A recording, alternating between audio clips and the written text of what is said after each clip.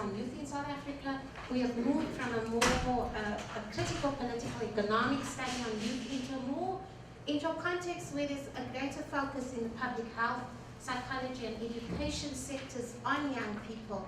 And I think that's associated in some ways with an individualized notion of citizenship, but also because of the rise of the HIV/AIDS pandemic, but also this notion of young people now becoming rights-bearing citizens in relation to the UN rights of the child, and a contemporary, I think, moral panic in the South African context around this a notion of young people being rights-bearing citizens rather than being seen in relation to the parental generation and in relation to a wider collective, social collective as a community. Now there's a problem with that. Public health studies medicalize youth as a problem, and in many senses the focus on public health has replaced critical social science studies on youth.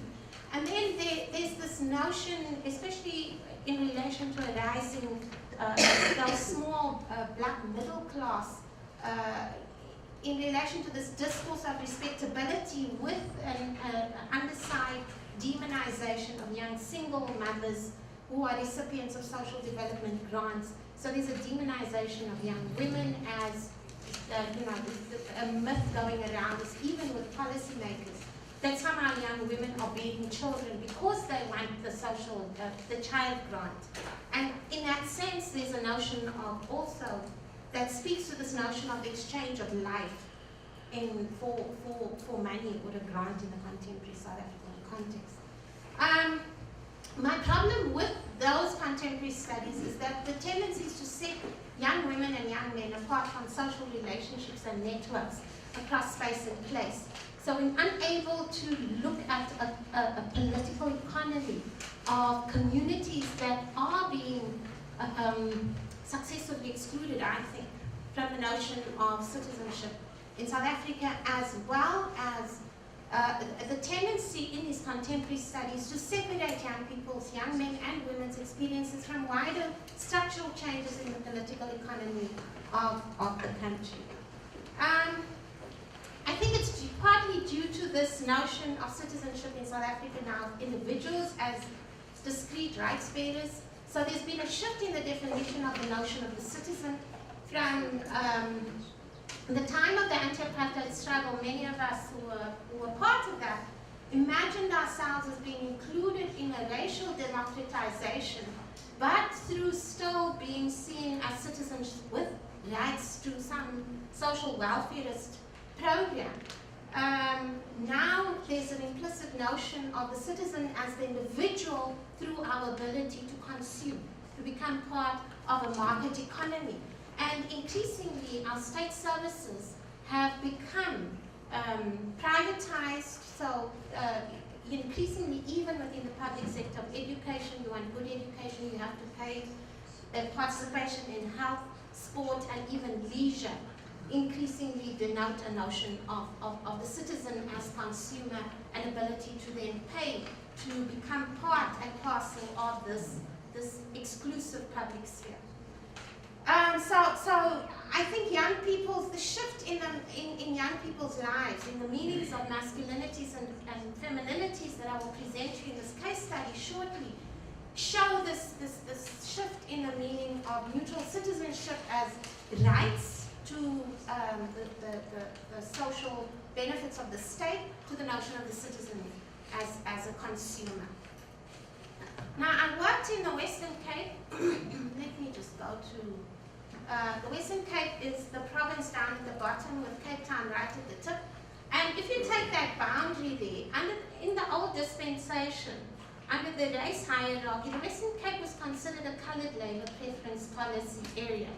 Now, in the South African apartheid system, we had a race-based hierarchy of deprivation, with Indians and coloreds given certain rights over and above people classified, broadly speaking, as African, and then people were classified as African, located in urban areas, having a certain level of benefits in urban areas as compared to people who were marginalized to the outer rural peripheries of the Bantustans and so on.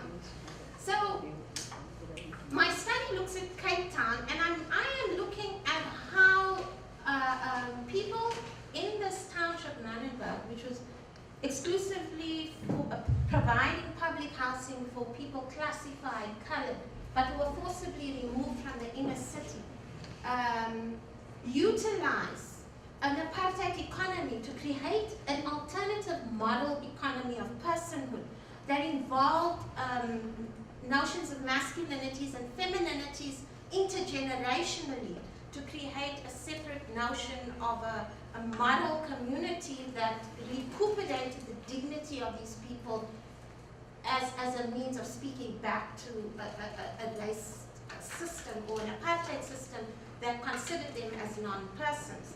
So very briefly, I guess in terms of the history of this township, between the 60s and the 80s, Manenberg was considered part of the outer periphery of Cape Town. It was an area of resettlement of people classified colored from the inner city, and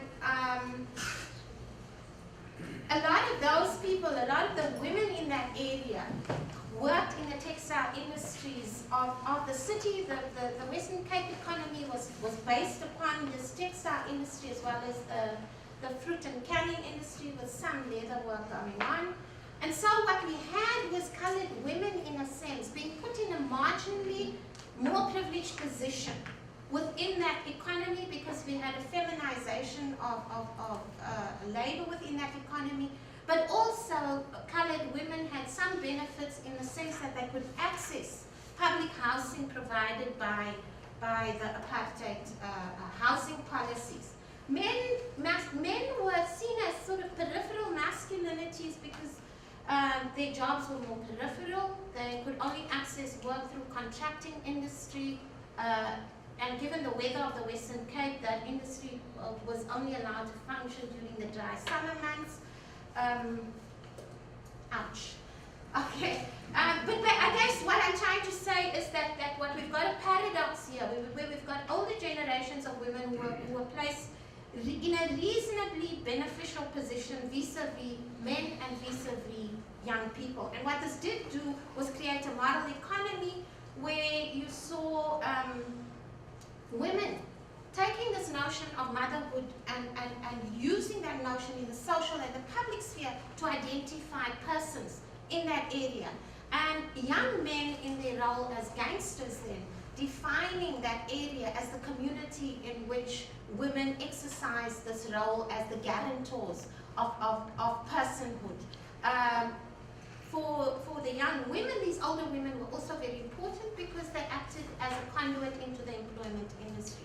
Fast forward, we had the unraveling of both that textile industry as well as of the apartheid political economy and its bureaucracy, growing unemployment of older colored women, and a decline in that racial hierarchy in the job market. What that meant was also young women and older women were placed in a more vulnerable position. They saw a decline in the resources for the reproduction, social reproduction of the household, with a commensurate increase in the globalization of the gang economy and an increasing acceptance of the expendability of young men's lives. And in fact, a colleague, Kopano Ratele, has done studies in terms of the morbidity and mortality rates of young men in violence. And there's a huge number of young men who die or in gang violence. So young women have become now, as these older women lose power, these young women have been also incorporated into a powerful gang economy, where you've got a globalization of gangs with local monopolies in the Western Cape into this international drug trade, and increasingly a redefinition of personhood through consumption.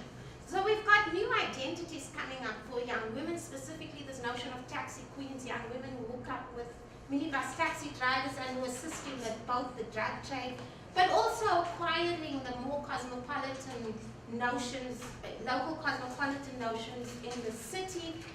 Increasingly, you've also got fine distinctions being made on the outer periphery. So, you know, you've got working class and middle class distinctions within the broad colored sections being made through the term like kham. You've got the incorporation of migrants from the rest of the continent called Makwerekwere, but then you've also got distinction between Xhosa speakers and colored young people, where Xhosa men would refer to colored men as little boys, or mkwenkwe, vis-a-vis madodas or ground men. So there's something happening on the outer periphery of Cape Town. At the same time, with this structural redefinition of citizenship as the ability to participate in the market, and you've got new configurations of race and ethnic identities. At the same time, you've got Cape Town, almost in a sense disconnecting from the rest of South Africa, looking outwardly, so redefining itself as the design capital of the world, relying more and more on the tourism industry as the basis of its economy, but with an increasing exclusivity of the notions of local citizenship, which has resulted, let me just go back here quickly,